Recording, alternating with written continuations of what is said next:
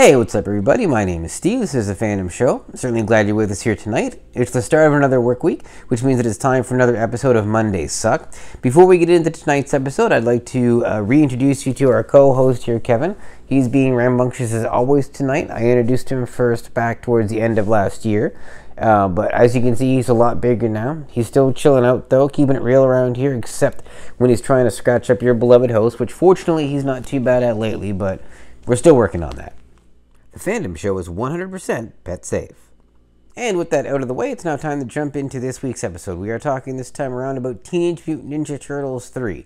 This was the third live-action Ninja Turtles movie, as the title might suggest, released in 1993, and it followed the original Ninja Turtles movie released in 1990, and Teenage Mutant Ninja Turtles 2, The Secret of the Ooze, released in 1991. However, unlike the previous two films, this one was not as commercially or critically successful.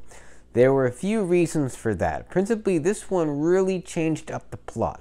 Instead of fighting Shredder and his Foot Clan in New York City, the Ninja Turtles were instead transported back to 17th century Japan to feud with samurai warlords and the like. And this was actually part of a multimedia Ninja Turtles storyline where they went back to ancient Japan, because they also did it in the cartoon series and they did it in the comic book series. So it didn't just totally come out of left field. It was sort of a crossover idea that they tried, which in the end didn't work out too well, but that's why suddenly that we were in ancient Japan. Now, they brought Casey Jones back for this movie. He'd originally appeared in the first Ninja Turtles movie, wasn't in the second one. Now he's back for this one, but he doesn't do much, doesn't even get to fight anybody. Like, okay, why are you going to bring back Casey Jones if he doesn't fight? That's absolutely ridiculous.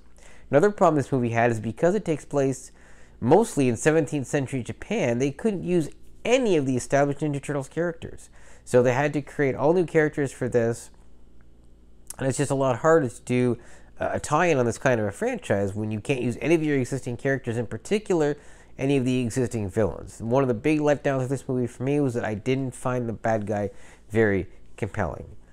After, being treated to Shredder, and then Shredder and Krang in the animated series, and guys like the Rat King and what have you, the lead villain of this movie, I don't even remember his name. That's how not memorable he was. So a bit of a mistake there. Another problem with this movie, Turtle Mania was just kind of starting to falter a little bit. In the late 80s to early 90s, it was like everywhere. The TV series were getting huge ratings. The toys were flying off the shelves. There were video games being made left, right, and center. And then the first two movies came out that made a boatload of money.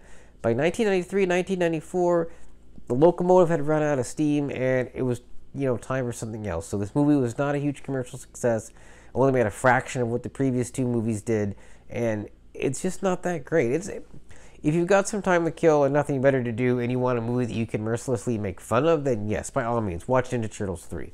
But if you're looking for a decent quality Ninja Turtles movie, this is not it. Heck, I would recommend rewatching either of the first two instead of watching this. There's just not a lot of redeeming value to it. I did see it once in the theaters.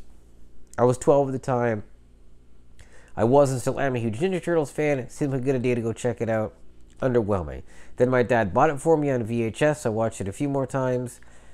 I didn't have the heart to tell him that I didn't like it, because he did buy it for me as kind of special gift sort of thing. But it is what it is. Again, not the worst movie you've ever seen, but certainly not the best. And quite honestly, not good for the franchise. I mean, it was kind of a misfire, It wasn't totally terrible, but it didn't really capture the same essence of the Ninja Turtles that the first two movies did. There were plans for a fourth movie called The Next Mutation, but because this one didn't do well, they canned the fourth movie and actually turned it into a television series with the same live-action Turtles from this movie. I don't know how many of you remember that, but it actually featured a female Ninja Turtle. I swear I'm not making that up.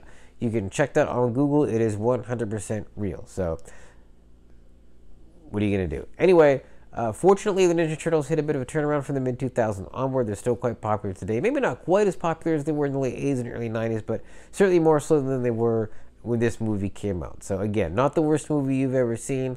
Not the best movie either. Not a great Ninja Turtles movie. It's just, what are you going to do? That's it for tonight, folks. I do thank you for watching, and I'll be back again with more stuff real soon.